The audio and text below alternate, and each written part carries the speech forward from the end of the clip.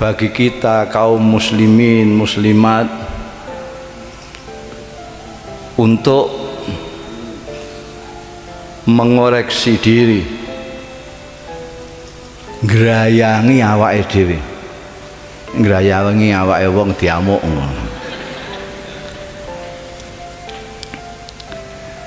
mengoreksi, meninjau kembali. Saya khawatir karena kita itu sehari-hari dalam setahun terlalu sibuk, meskipun kita sendiri kadang-kadang tidak tahu kita itu sibuk apa. Yang dari barat ke timur, yang dari timur ke barat, yang dari selatan ke utara, yang ke utara ke selatan, sibuk yang enggak jelas. Sekarang saatnya kita itu bicara dengan diri kita sendiri. Kesibukan kita selama ini itu sudah pas apa belum? Sebagai hamba Allah yang dipasrahi Tuhan menjadi khalifahnya di muka bumi ini.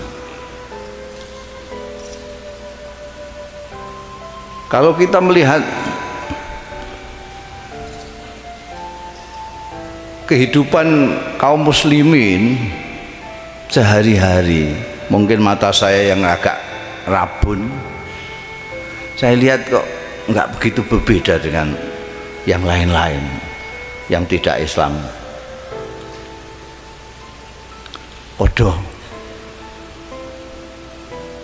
nek pas pengajian gini ya kita beda, do kuplukan kabeh, malah ada durung kaji bareng ketunan kaji.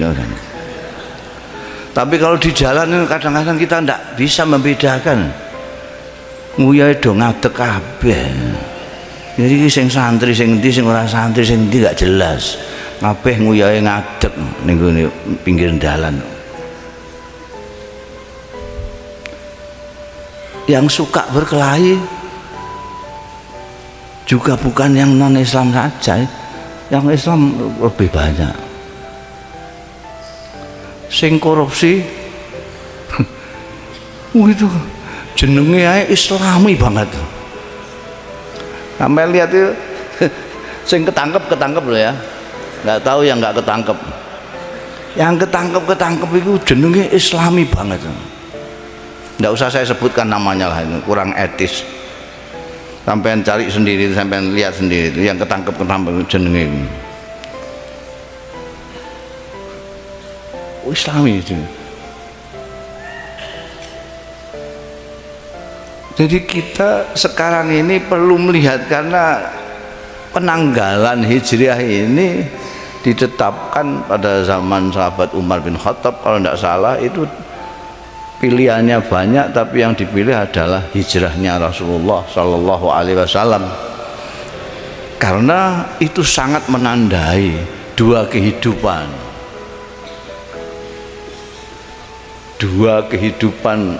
pertama, kehidupan di Mekah yang dipenuhi dengan kejahilian, dan di Madinah. Madinah itu bahasa sekarangnya modern.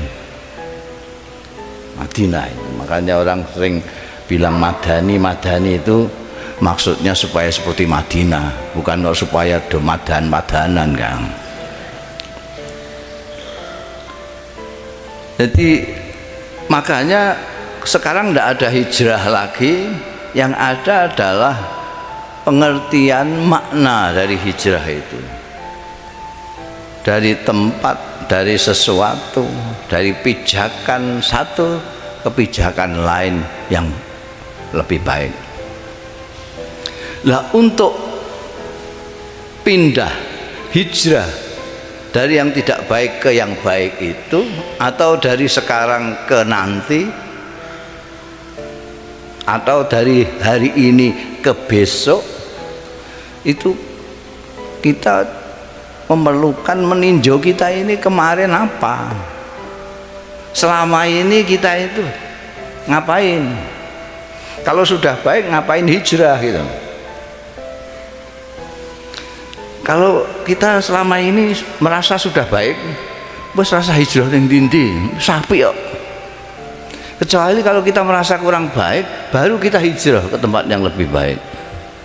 Nah, sekarang kita lihat kita ini selama ini baik apa enggak, kan begitu. Supaya kita bisa berhijrah ke tempat yang lebih baik daripada yang kita rasakan sekarang.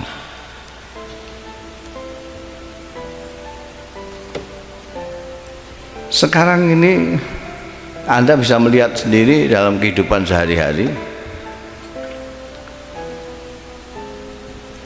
Tadi sudah saya kasihkan contoh, orang Islam hampir tidak sama dengan orang lain. Bahkan kalau kita melihat kondisi di Indonesia yang konon kabarnya ini mayoritas umat Islam, ini lebih memprihatinkan lagi. Saya ingin cocok-cocokkan dengan sampean semua ini. Kita sebagai sesama orang Islam ini, kita ini di dalam setahun misalnya, kira-kira baca Qurannya itu seberapa? Khatam ping piro? Atau jangan-jangan pertanyaannya saya terlalu muluk.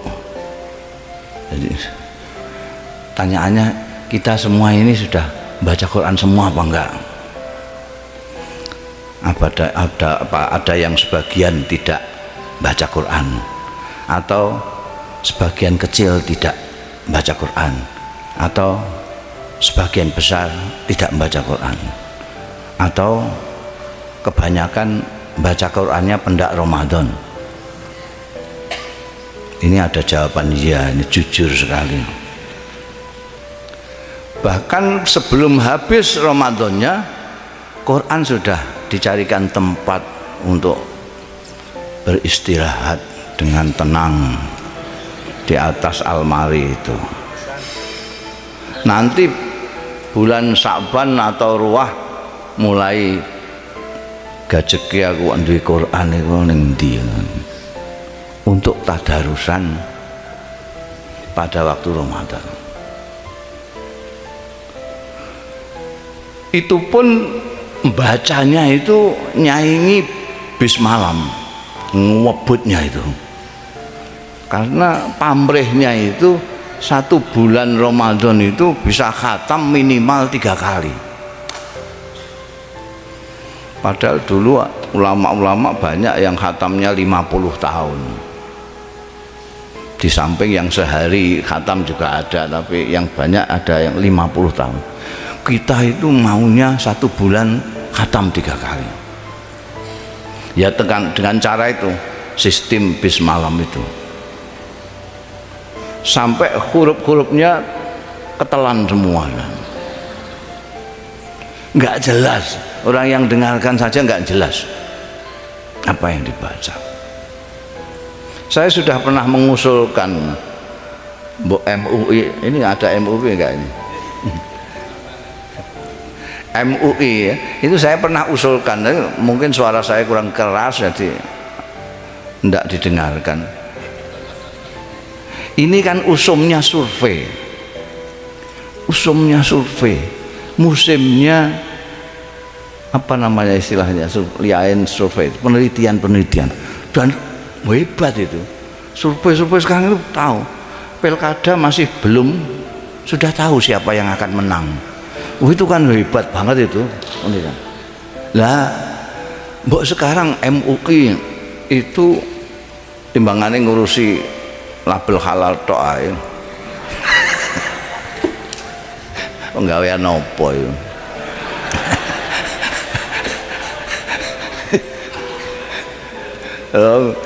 Sing halal luwih akeh timbangane sing haram, kok nggawe label halal iki golek penggawean ae. Jadi muni label haram kan mok sithik. Wong sing haram mok sithik.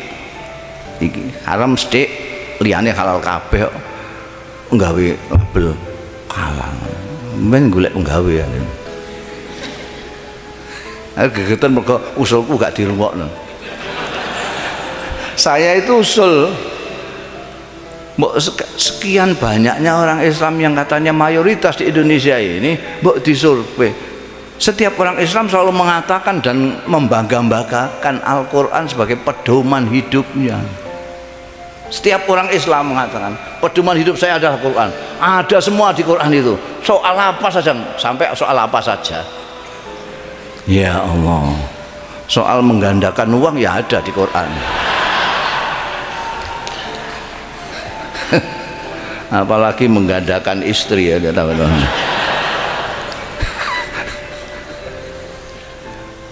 Tapi tidak pernah disurvei, coba diteliti ya, diteliti. Sekian banyaknya umat Islam yang mengaku berpedoman Al-Quran itu, berapa persen yang membaca Al-Quran? 20% misalnya, kita dapat angka 20%. Sekarang terusnya, 20% itu berapa persen dari 20% itu yang mengerti maknanya Al-Quran? Sudah ini? Belum. Kalau sudah misalnya dapat 5%, kita tanya lagi dalam kuesionernya itu, dari 5% ini berapa persen yang mengamalkan Al-Quran? Saya yakin kalau itu dilakukan dan kita mendapatkan hasil yang valid, itu bisa untuk menyelesaikan seluruh persoalan di Indonesia ini. Keyakinan saya sangat tebal karena mayoritas umat Islam ini di Indonesia ini mayoritas umat Islam. Jadi kalau ada koruptor ya orang Islam. Nah yang akeh dhewe yo copet yo Islam. Begengge yo Islam. Nanti kalau kita sudah berhasil itu, oh 20% yang baca Quran ini hanya 20%. Makanya oh yang ngerti maknanya cuma 2%. Oh yang ngamalkan tidak ada. Ya mesti saja begini. Nanti ini semua bisa misalnya untuk bahan yang menyusun kurikulum, silabus pendidikan dan segala macam. Ini nanti untuk bahan macam-macam ini loh. Saya pernah mengusulkan pada waktu sensus itu mau titip itu, katanya sudah terlambat. Ya sekarang ini mumpung nanti ada sensus lagi, ada yang mengingatkan ya. Ini penting sekali. Nah, enggak orang Islam ini mau ikut-ikutan cah. Orang sing kita gagah dieloni, kita serbane gudi melok, kita jenggote sak dodo melok. Kayak itu. Elok-elokan itu berarti dia enggak punya pedoman. Quran sendiri tidak ditafsirkan secara massal, yang dimasalkan adalah terjemahan. Saya paling tidak cocok dengan Quran diterjemahkan itu. Pak PLT Kak Kanwil catat ini, beritahukan sama menterinya nanti.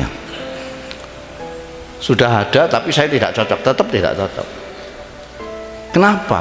Quran tidak bisa diterjemahkan, terutama dalam bahasa Indonesia. Kalau diterjemahkan dalam bahasa Jawa masih mengkek-mengkek bahasa Jawa. Tapi kalau bahasanya bisa, bahasa itu nggak bisa. Di dalam bahasa Arab itu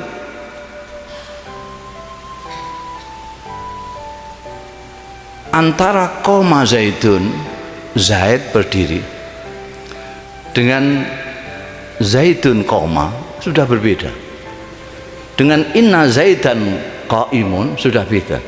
Dengan inna zaidun koma sudah beda. Yaqumu zaidun sudah beda. Kana zaidun qaiman sudah beda. Kalau itu orang Indonesia yang terjemahkan, semuanya zaidun berdiri. Zaidun qaimun, Zaid berdiri. Zaidun koma, Zaid berdiri. Koma zaidun, Zaid berdiri. Inna zaidan qaimun, Zaid berdiri. Di Quran itu padahal ada yang tanpa inna dalam satu tarikan napas, ada yang tidak pakai inna, ada kemudian pakai inna, ada kemudian ditambahi lam taukid. Wa inna ilaikum lamursalun. Masih ada lagi Rabbuna ya'lamu inna ilaikum lamursalun. Itu beda semua. Di terjemahan sama semua. Kami diutus kepada kalian, stok titik. Tidak bisa. Dan sekarang ini orang baca Quran terus fadribul anak. Wah, ini sikat ke lehernya orang kafir. Ini Qurannya bunyi begini tanpa ada keterangan-keterangan. Ini ayat ini turun sebab apa, konteksnya apa. Jadi rancu. Ayat perang tidak ditafsirkan oleh mufassir awalnya, yaitu Rasulullah Sallallahu Alaihi Wasallam.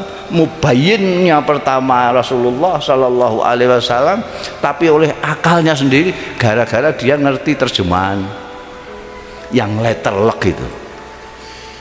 Saya tahu letterlek karena saya baca itu. Tim yang menerjemahkan Quran Kementerian Agama itu sangat hati-hati, saking hati-hatinya, jadi harfiatan, tidak berani lebih daripada kata-kata, sehingga karena bangun kata Arab itu lain dengan bangun kata Indonesia, jadi orang Indonesia nggak mudeng, apalagi orang Arab. Ini perlu ada penelitian itu. Betulnya di sekolah-sekolah guru-guru agama, ini juga Pak LPLT yang bisa ngerti itu. Guru-guru agama itu yang diulang ning di sekolahan-sekolahan itu apa sih? Yang saya tahu itu dari anak-anak saya itu, dari pertanyaan-pertanyaannya itu, berapa syaratnya wudhu bangsana gitu, berapa rukunnya sholat, kalau jumlahnya sebenarnya ya lulus. Bocah sholat apa ora ndak urusan, pokoknya ngerti rukunnya sholat itu piro.